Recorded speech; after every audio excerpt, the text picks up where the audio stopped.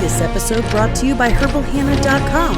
For 15% off your purchase, enter promo code NERDLINGS at checkout. For all your hygiene needs, check out HerbalHannah.com. It's a story that checks all the boxes. Passion, excitement, friendship, betrayal. And wait until we actually talk about the comics. Brace yourselves, nerdlings, because today we're talking about the golden age of Batman.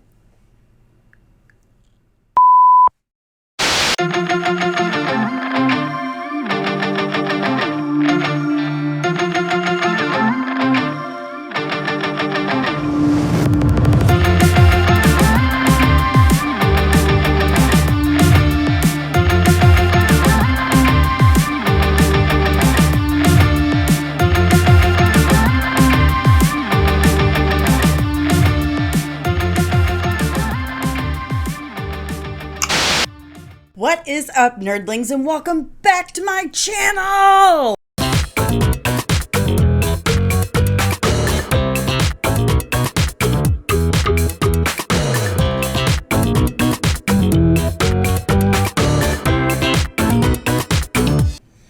If you're new, welcome.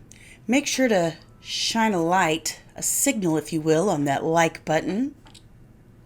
Lasso that subscribe button, and ever so gently ring that notification bell so you get notified whenever I'm back with another one of these awesome videos. I'm your host, Danny Sanssouci, licensed cosmetologist and registered super nerd, and this is Comics and Cosmetics, the channel where I talk about whatever nerdy topic I've been obsessing about that week while doing my makeup at the same time. While you watch.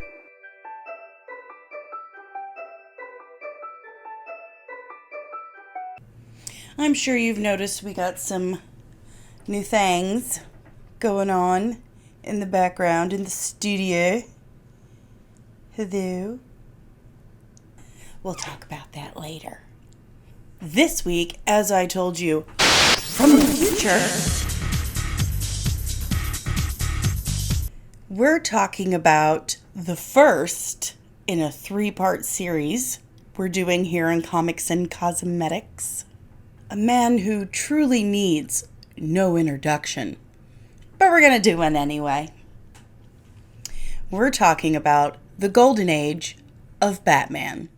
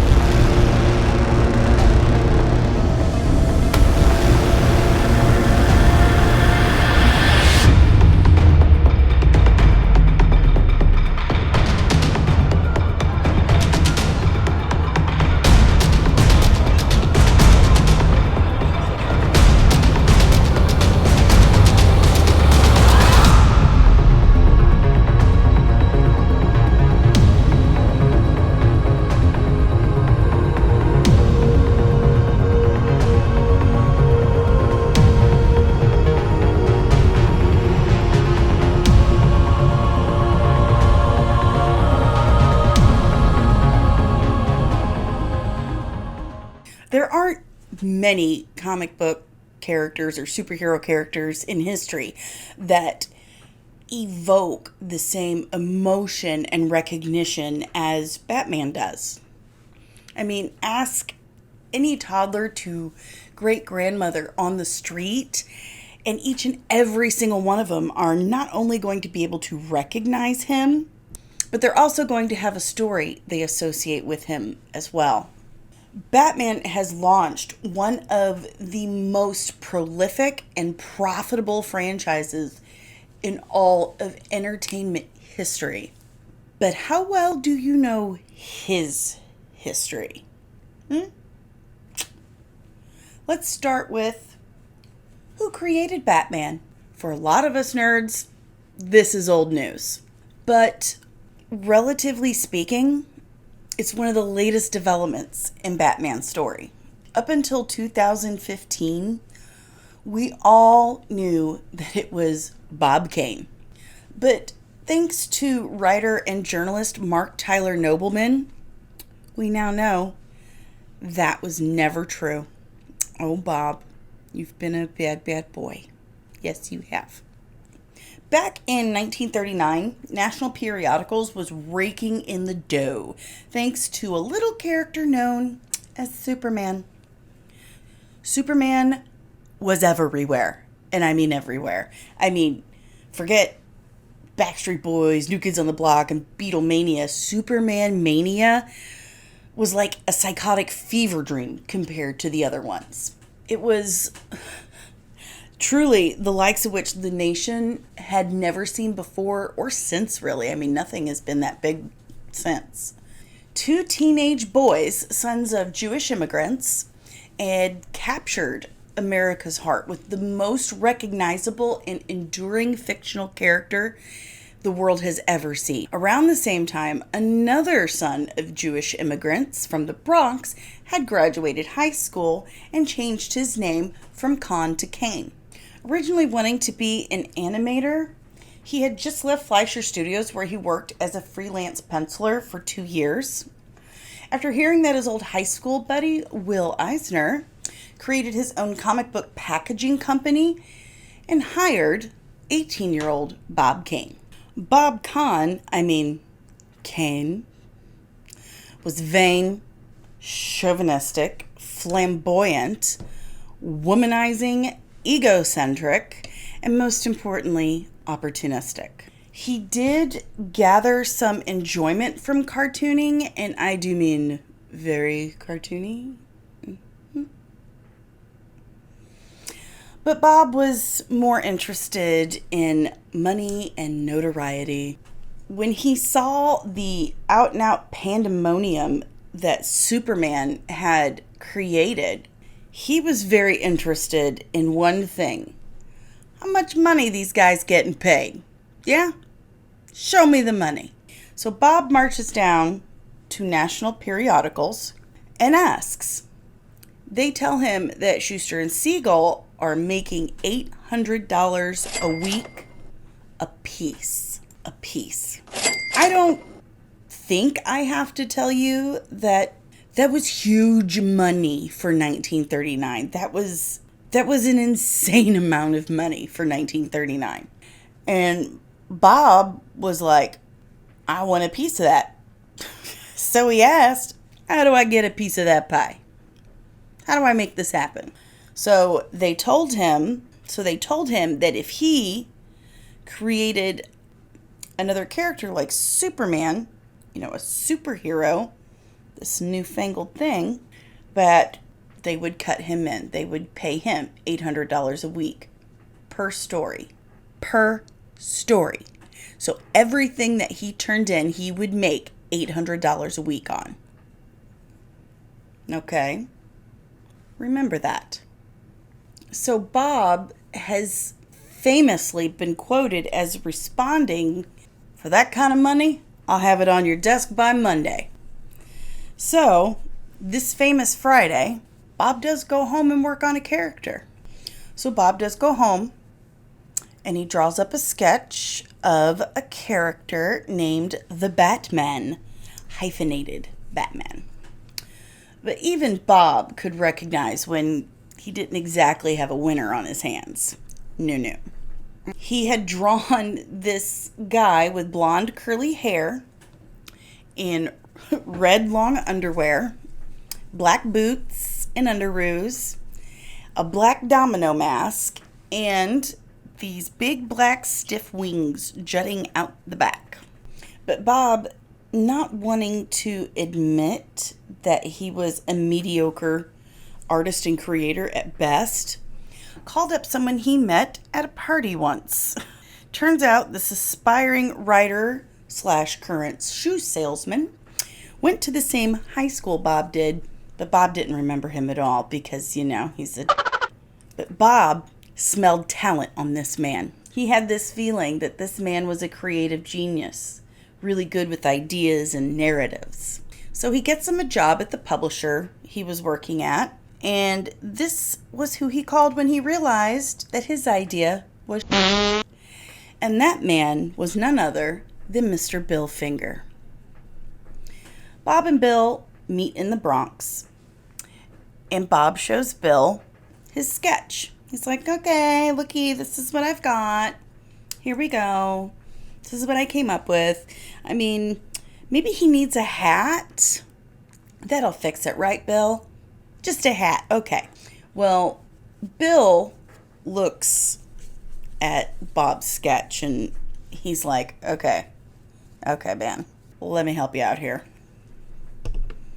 First of all, we got to change the color of the long underwear. He's a creature of the night, right? He's supposed to be stalking at night. So wearing bright red makes him stand out too much. So let's darken up the whole thing. Doesn't need to be red. So erase that. Paints it like dark gray and black. Then the second thing he notes is, this domino mask really isn't that intimidating. So we need to do away with that too. So he gets rid of the domino mask and he gives him a whole face covering mask with a cowl and pointy bat ears because he's supposed to be Batman. So we get rid of that too. Next, Bob mentions that these stiff bat wings that he's got on his back, they're not practical. Like, how's he going to get through doors? Doesn't make much sense, right? So instead, he takes away the stiff wings and gives him a big cape with scalloped ends. So when it's floating off behind him or flying off behind him, it looks like bat wings. Makes sense, right?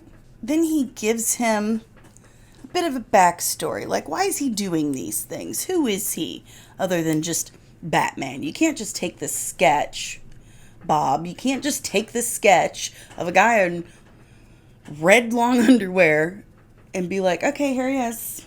Here's my guy. He's Batman. So Bill's like, what if, he's got a day job. He's this millionaire by day, this playboy. All the ladies love him. The little rich kid. Then by night, he's this dark detective / vigilante. Similar to Zorro in The Shadow. What secrets lurk in the hearts of men? The Shadow knows. Didn't think I knew that one, did you? Yeah, well, I'm old, that's why. Mm-hmm. But similar to Zorro in The Shadow, he's striking fear into the hearts of men and, bad men, protecting the city streets at night. Bob was ecstatic, needless to say, okay? He knew that what he had in his hands was a moneymaker. He knew it. And he was a manipulative prick, so I'm sure he was getting a lot of joy out of the fact that he really didn't have to do a lot of work for this. He just had to sit there and smoke his pipe and drink scotch while Bill Finger did all the work, so I'm sure he was plenty pleased with himself. And sure enough, he takes the sketch of Batman and the character profile to national periodicals, and they loved it. They loved it. They bought it immediately. They signed a contract deal with him, and they were like, let's get started. We want an issue right away. This is going to do amazing. So old Bob skips all the way to the bank and then to meeting with Bill, and he's like, guess what, dude? They loved it. They flippin' loved it. They signed a contract immediately. And Bill is just like, yes, this is what I thought was my dad. Wow, what a good friend I've got. He made good on his promise. Yay, thank you, Bob. Thank you for everything. Poor Bill.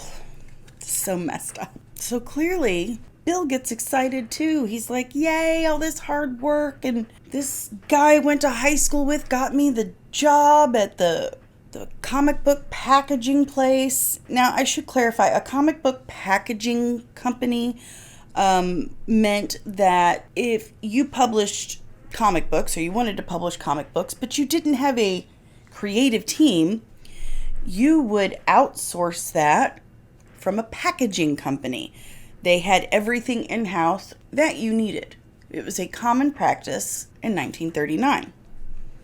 Well, frickin' Bob Kane thought he could just use anyone as a comic book packager, and outsourced Batman to poor Bill Finger. And Bill Finger's all excited. He's like, God, what a good guy.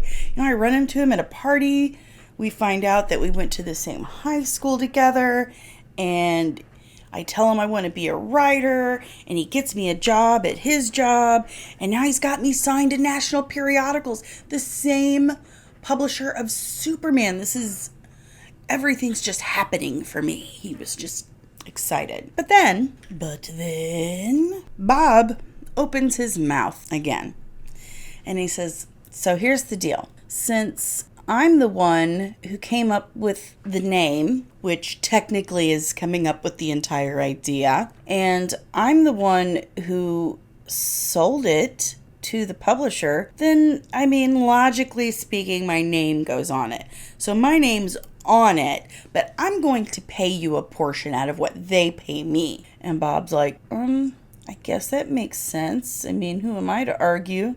I was selling shoes last week. Bob's such a nice guy. I'm sure he'll definitely keep his word and pay me out of what they pay him, because that always happens. He seems so trustworthy. The first issue of Batman was written by Bill Finger, but it was actually drawn. The artwork was actually by Bob Kane. If you've got that, hold on to it, because there's not a lot of actual Bob Kane art out there. God, that man was a liar. The issue was called The Case of the Chemical Syndicate, Detective Comics number 27. It introduces Batman in his role as a crime fighter, a detective, and an outlaw vigilante. It also introduces his secret identity of Bruce Wayne, millionaire philanthropist, and also his close relationship with Commissioner Jim Gordon. Batman was a hit. Hit. Everyone loved Batman, especially the newly rebranded Detective Comics. Batmania was officially taking over the country. Bob Kane could not be any happier, because he was making money hand over fist. He was making so much money. He had all this money now to buy fancy cars, neckerchiefs, smoking pipes, hair grease. Do not want to see the shower drain after old Bob Kane gets out. You're going to have to scrub that a few times so you don't slip when you get in. Good Lord. Never seen so much hair grease on someone. And I literally work in hair. But who wasn't reaping in the benefits of Batman flying off the shelves? Bill Finger. No, he wasn't. Asshole. Bob's an asshole. I never knew Bob Kane personally, all right? So I really shouldn't have such a strong feeling. But if you ever really want to just truly, truly tick me off and annoy the crap out of me, play me a clip of Bob Kane speaking. I don't care. He could be reading the Bible or the Torah, since he's, Jewish, or he could be reading a menu for all I care, and it would absolutely drive me bananas. I can't even stand to hear the man talk after everything he did. It's just shameful. And he even admitted to it. Oh my gosh, he's just awful. Again, this is us talking about the golden age of Batman. There's Silver Age, Bronze Age, Modern Age. There's a lot of ages for Batman. And that's why I had to break this up into 3 different parts, because there's just so much going on just in the golden age of comics with Batman that it took up an entire video. And by the way, while we're at it, I should mention that the reason why it's called the Golden Age of Comics is because it was like the greatest era of comic books ever. It had the most creative freedom. It had the most glorious, expansive growth. It was a true golden age of writing for comic books. And what came after for many, many, many, many years was just sad. And we talked about that in the last episode of the Comics Code Authority. The Silver Age picks up when the Comics Code Authority started. So that really put a damper on a lot of stuff. That's all. Just wanted to say that's why we're just doing Golden Age this time. So again, Bill Finger wasn't really getting to enjoy the financial benefits from all the hard work he had sown. You know, him and all the other ghost artists that Bob Kane used and abused, and there were so many of them. Don't get me wrong, occasionally Bob would come up with an idea or a name, but it was Bill who created everything that you know and love about The Dark Knight. And that includes that moniker. It was Bill Finger who came up with that, The Dark Knight. It was Bill who came up with the costume, the backstory, Robin, the Joker, Catwoman, the Riddler, the Penguin, Scarecrow, Commissioner Gordon. He came up with their alter egos, Bruce Wayne and Dick Grayson. He came up with Gotham City, the Batmobile, the Batcave. It goes on and on. The stories with, the oversized props that were popular in the 1960s TV series, that came from Bill Finger. In fact, that poor man, the only thing he was ever credited for before 2015 was co-writing one episode of the Adam West TV series. How sad.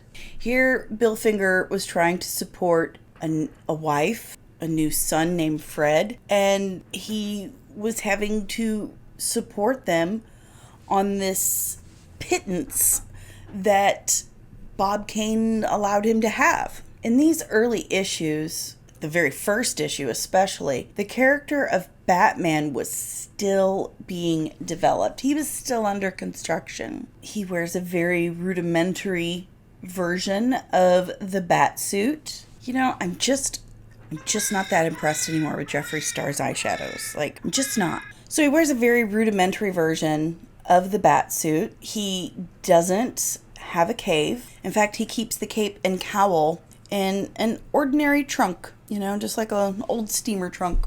He doesn't have the Batmobile either. He just drives around in a red roadster. I'm sure wasn't exactly Bill's idea because, again, he's supposed to be a creature of the night. And also, in these first couple of issues, his base of operations isn't Gotham City yet. It's New York City, since that's where they lived. He also doesn't have the no-killing rule. Now, that's really important. In fact, far friggin' from it. Far from it.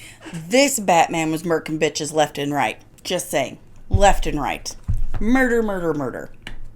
All the time. Wake up, murder. Go to sleep, murder. Murder. Spot of tea, murder. In the first issue, he punches the main villain so hard that he falls off this walkway over this railing into a vat of acid, killing him. First issue. This first incarnation of Batman was extremely dark and violent. He frequently killed his opponents. And when I say frequently, I mean every issue, couple of times. And it's either by, on purpose or unintentional. And I don't really mean by accident, because it's not he's an idiot and he just leaves his bat boots laying around and someone trips on him and falls out a window. I mean, he's knocking the shit out of these guys left and right, and they happen to fall out of a window or off a roof, or he throws them off a roof and they die. So it's not like he really sought out to kill them, but works fine for him. Early Batman even carried a gun. Yeah, he carried a gun and he used it just a few times. Now, you'll read some people state that, oh, he used it all the time, but he didn't. In fact, he only shot it at one being and killed them, and it was a vampire. Other than that, and I believe that vampire's name was the Mad Monk, and he kidnapped his first girlfriend. He did that. But other than that, he didn't fire the gun at people, per se. And again, in the comics, he only fired it a couple of times. His development continued to flesh out in future issues. In the following issue, Detective Comics number 28, we get the Bat Rope. But he continues his ruthlessness towards his adversaries in such a way as, like I said, throwing people off roofs. In issue 29, Batman's first supervillain and reoccurring character is introduced. He was co-created by Garner Fox, another one of the Ghost Writers in the Batman publication family that certainly did not get the recognition he truly deserved. I mean, we know about him. We know he did it. But, I mean, Bob Kane's walking around looking like L. Ron Hubbard saying, I'm Batman. Stupid. Such a dick. Well, Dr. Death was a mad scientist. And this guy actually just stands idly. This guy actually, he dies while Batman just kind of stands idly by and lets it happen. Because like I said, again, in the Batman mythos, this incarnation of him just wanted crime off the streets. He didn't care how it happened. This is also the first issue that introduces the Bat Utility Belt, also created by Bill Finger. And this belt was introduced for practical reasons because he's got all these climbing tools and gas pellets. Where are they coming from? His butt? Probably not. That would be uncomfortable. How are you supposed to jump and kick people when you've got some stuff packed in there? You don't.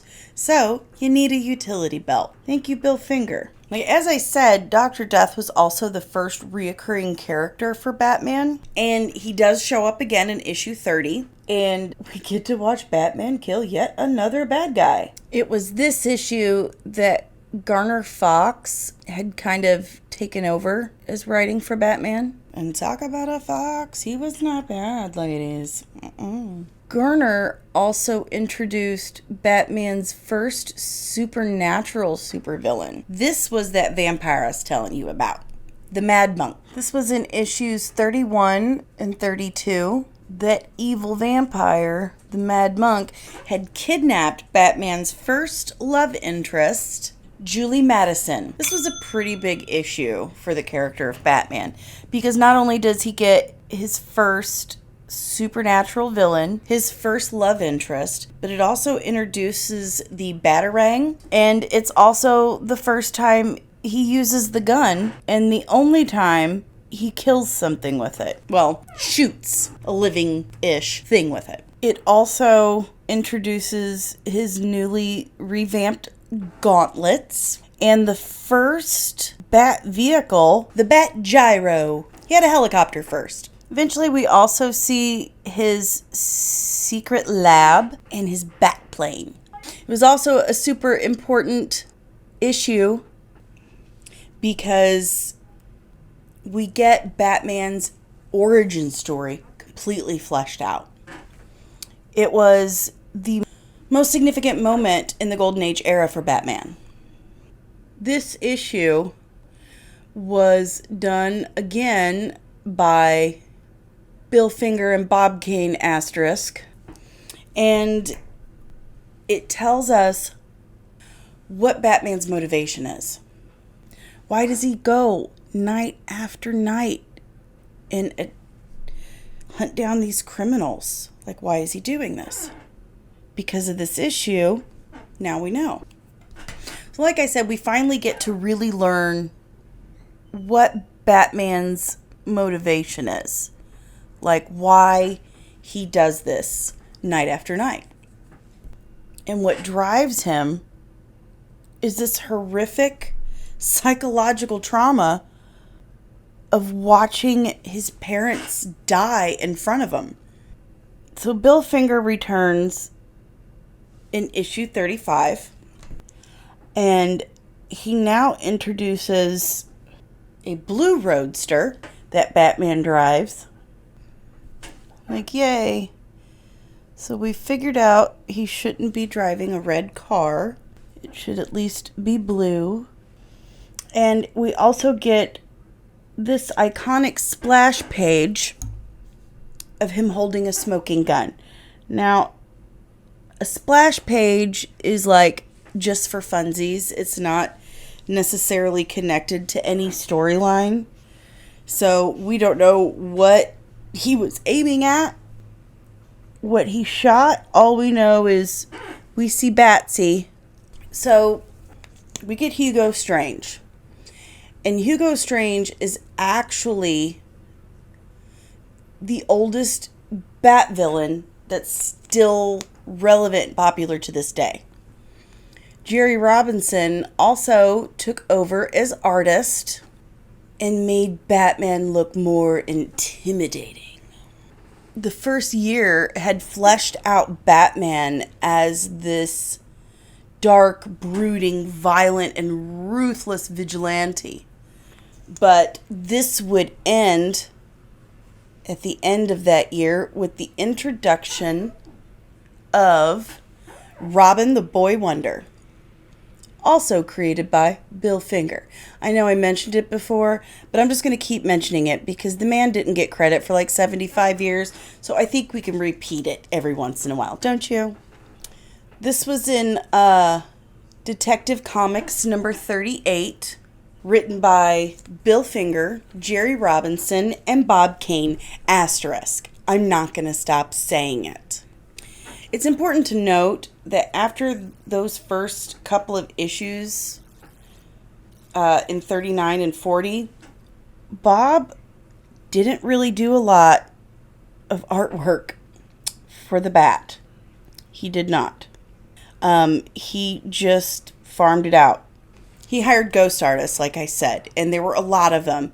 Jerry Robinson, Dick Sprang, Jack Schiff, Sheldon Molduff. Those are just a few of them. Who knows how many there are altogether? We may never know.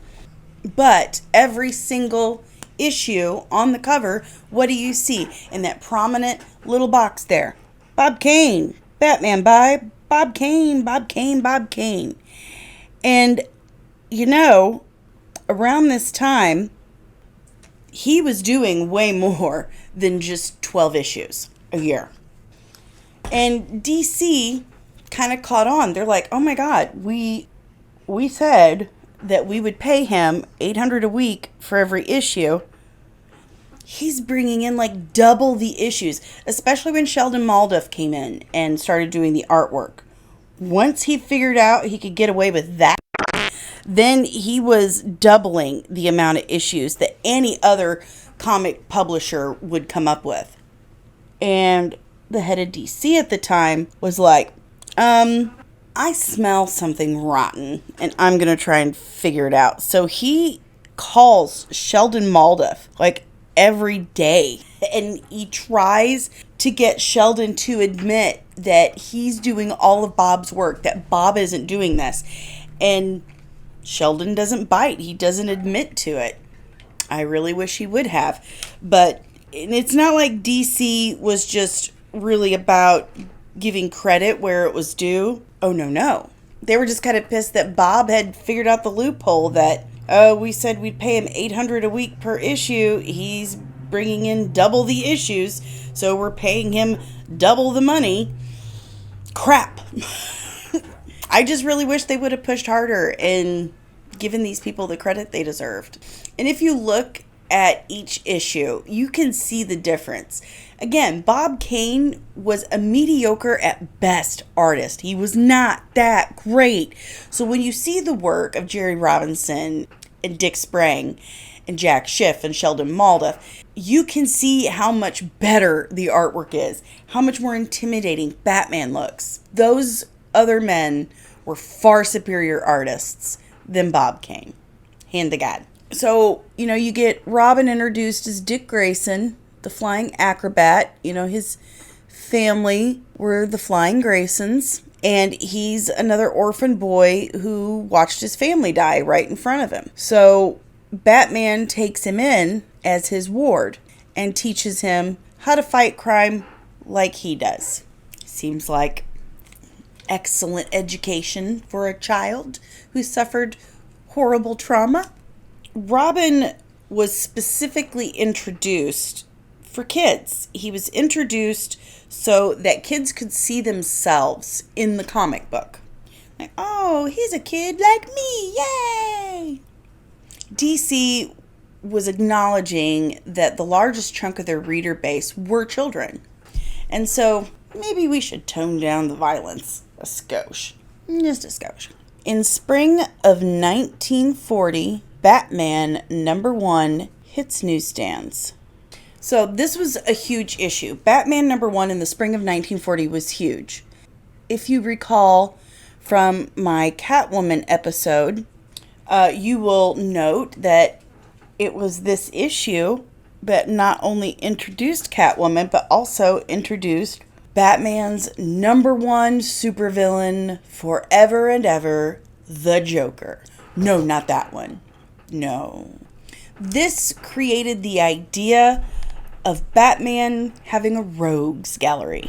Although Catwoman isn't the awesome and sensual, super smart feminist icon that we know and love to this day, she was introduced to tempt and confuse Batman. Now, you'll also note from that Catwoman episode, Bob Kane pretty much hated women. He was terrified of them.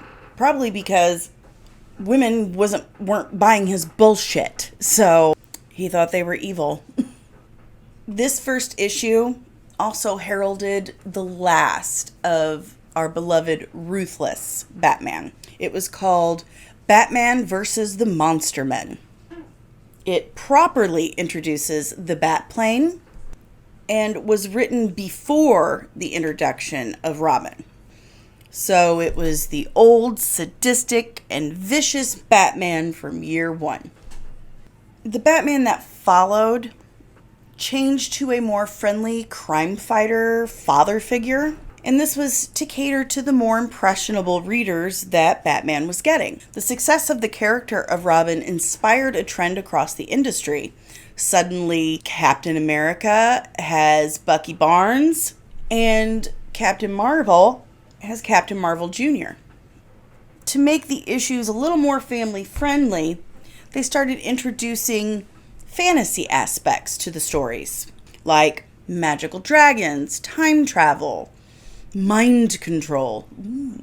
The years of 1940 to 1945 show the largest expansion in the Batman mythos to date. For instance, we're shown an underground tunnel that connects the mansion to a barn where the Batplane is kept. This rough draft of the Batcave is introduced in issue 3, the same issue that Catwoman is given her terrifying cat costume. Look at that. Stuff of nightmares. In Batman 4, we have this.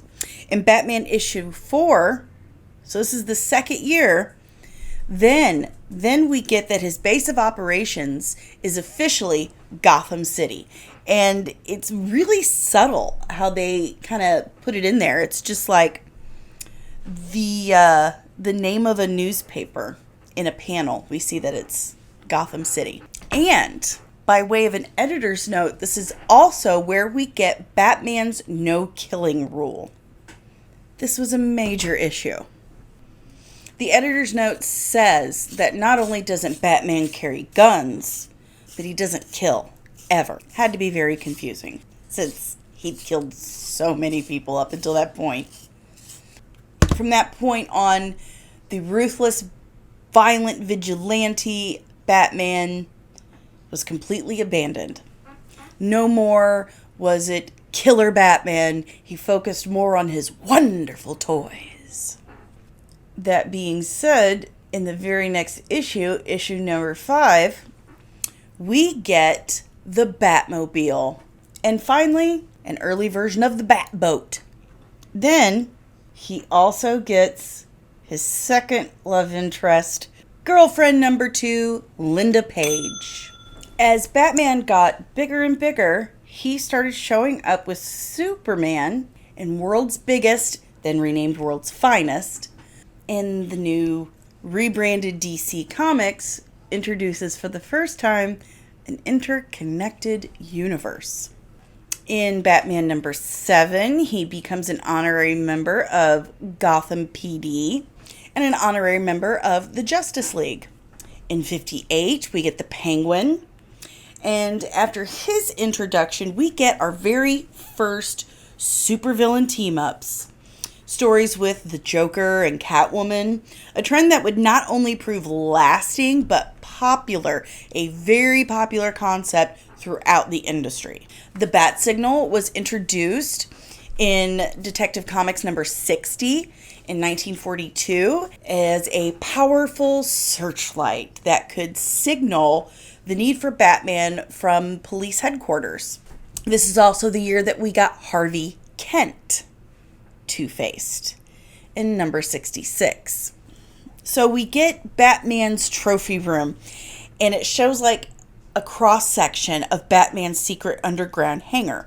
A year later, the same panel was shown in a newspaper, but instead of it saying Bat Hangar or Underground Hangar, it said Bat Cave. And this is because in the year in between those two comic panels coming out, Columbia Pictures had put out a 15-chapter serial about Batman, like Batman in live action, for the first time, and it was incredibly popular.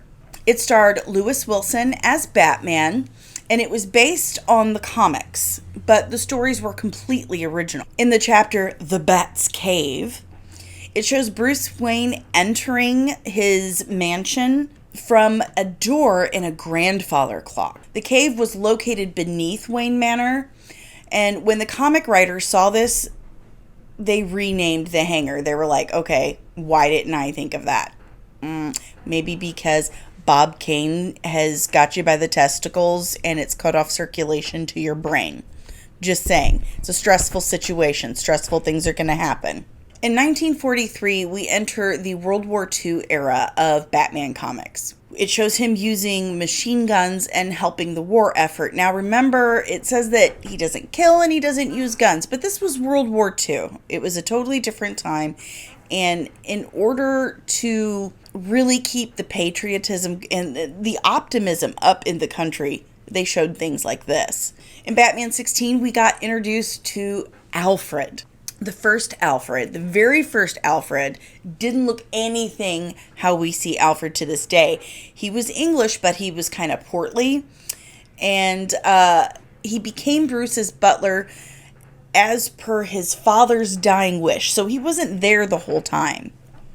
Alfred was kind of an amateur sleuth. And from his amateur detectiving, he snoops around and figures out what Bruce and Dick Grayson have been up to. They went back and they made Alfred look more like he did in the movie. In the movie, he was played by William Austin, so they made him look more like him since the movie was so popular. But after 43, the comics became less creative. The demand had gotten so high for Batman comics that it seemed like they were running out of ideas. They had these silly adventures that just really didn't seem very Batman-y. In 44 is when Dick Sprang came on the scene as the new Batman artist, and he is well thought of as one of the best Batman artists of all time. He brought new life into the visual storytelling of Batman comics. DC Comics number 83 in 1944 was the last important development of the Golden Age era. We get the first real look of the Batcave in the comics. Good to know where the bathroom is. It also introduces the new Alfred that we just talked about to resemble the actor William Austin, who played him in the super popular Batman serials by Columbia Pictures. The popularity of Alfred gave them the opportunity to include more Alfred stories, making him a more active protagonist in the books. But they were increasingly more silly, especially when Alfred was involved. These Batman comics were lacking in quality, plot, and development. With World War II coming to an end in 1945, Batman's crime-fighting issues weren't as popular, and this is something we did talk about in the last episode of the Comics Code Authority. So DC focused more on sci-fi and fantasy storytelling to appeal to this new post-war era audience. In number 112 and number 35, they revitalized Catwoman and gave her a new costume and introduced the issue with the giant robot T-Rex that we have seen our whole lives in Batman's trophy room.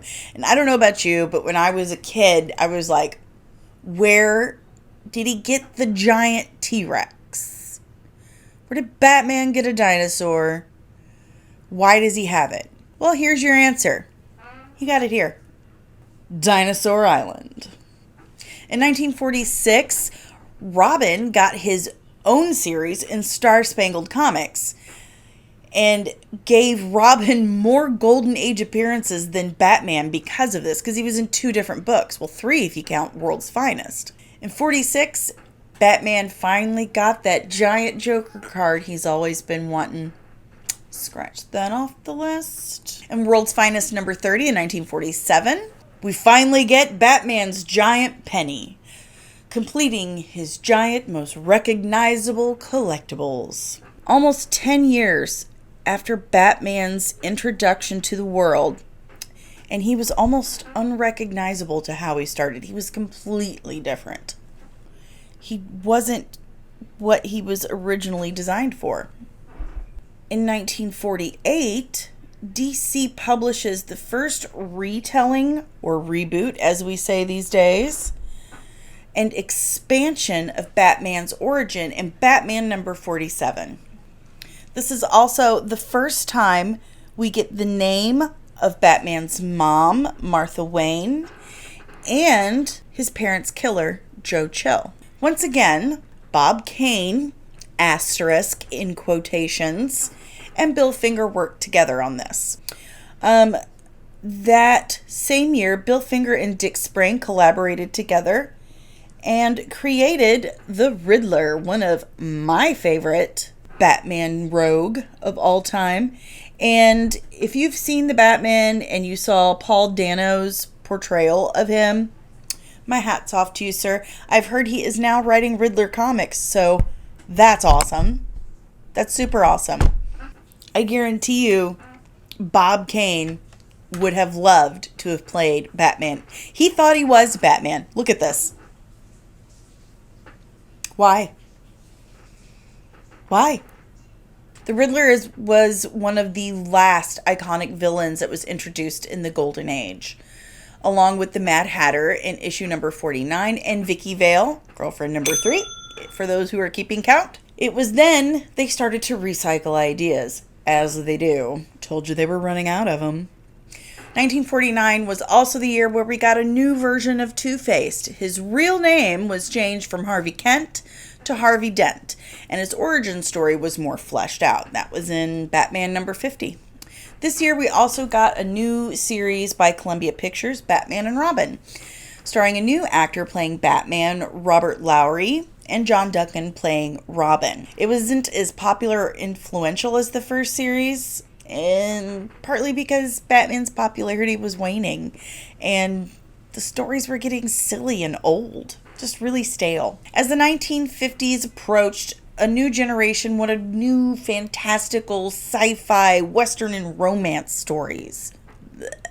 In Detective Comics number 156, this led Dick Sprang to revamp the Batmobile to the one of the more iconic versions in history, as well as the Batplane. Batman number 61 and DC Comics number 164, the Bat Signal gets revamped.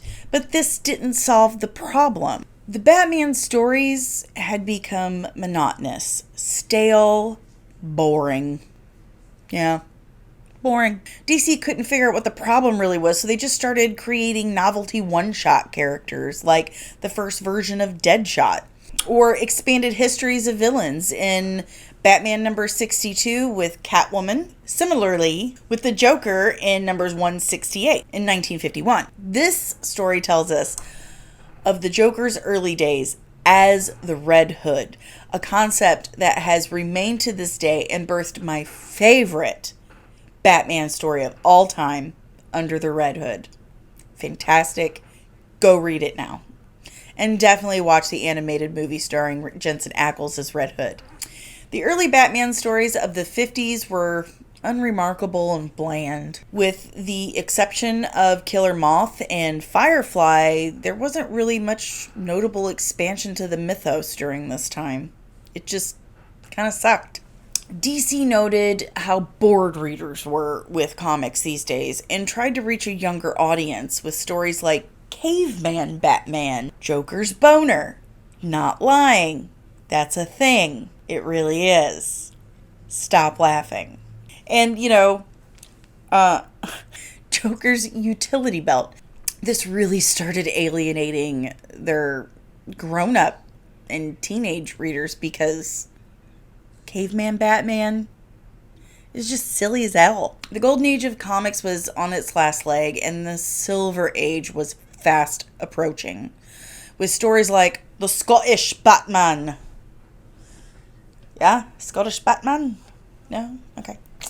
And stories like The Marriage Between Batman and Vicky Vale. It was a huge silver flag that the absurdity of the Silver Age comics was coming. There weren't many truly relevant entries into the Batman mythos anymore.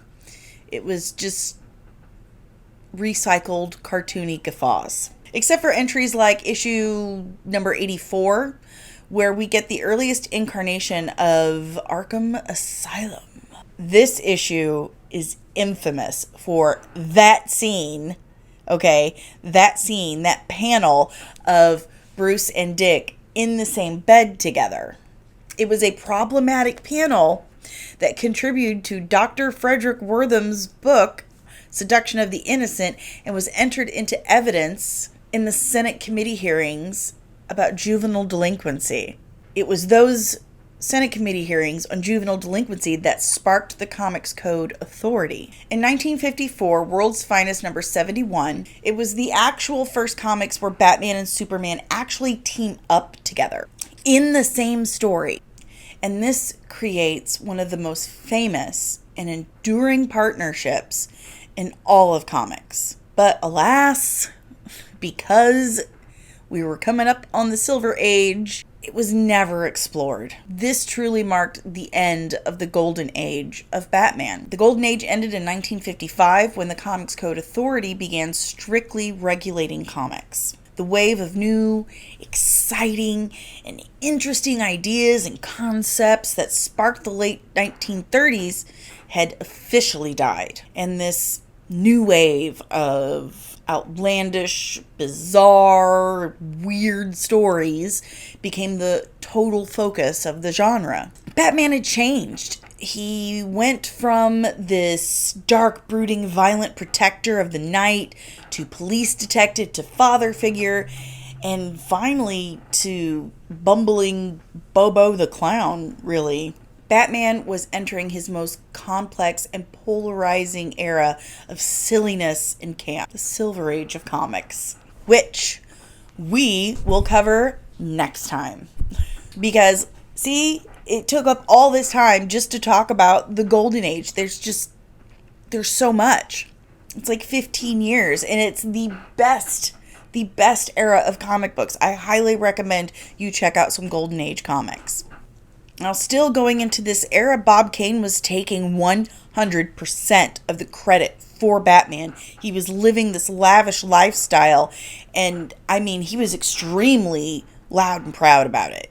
Extremely. Piss me off. Just sickening, really, if you think about it. But that's all I got for you today, nerdlings, on the golden age of Batman. If you like the content that I'm putting out there, and I really hope you do because I work super hard on it, please battering that like button, shoot the subscribe, and ring that bell. Make sure you get notified whenever I'm back with more content. If you would like to support the channel, that would be greatly appreciated. The best way to do it is to join our Patreon. We have 3 different tiers. So you can support the channel for as little as $3 a month and still get access to behind the scenes, sneak peeks. If you would like a description of all the products I use in these videos, join my Patreon. I list those every single time. And every once in a while, we play games on Patreon, caption contests, and ask me questions. Get to know me. I'd like to get to know you. But we also have our merch store. If you would like some merch with my logo on it, please check out our merch store. I have every single link in the destruction below. I have every single link in the description below, but I'm going to put that TeePublic store right here. You can get mugs, travel cups, t-shirts, baseball shirts, pillowcases, you name it, stickers, you can get everything. If you'd like to know what's going on with me and the channel, please follow us on the socials. We are literally everywhere. From Facebook to Twitter to TikTok to Twitch, we're on everything. So just look for Comics and Cosmetics anywhere you social, and I guarantee you will find my very confused face. Because I have no idea what's going on ever. And I'm going to thank my Shmoo for my new additions to my studio. We've got Rhodey's helmet. I don't want to turn him on right now because it's a lot. And he got me Wonder Woman brushes. I love him. Thank you, Shmoo. Well, that's it for me, nerdlings. Have a wizard weekend, and I will see you in the next one. Bye.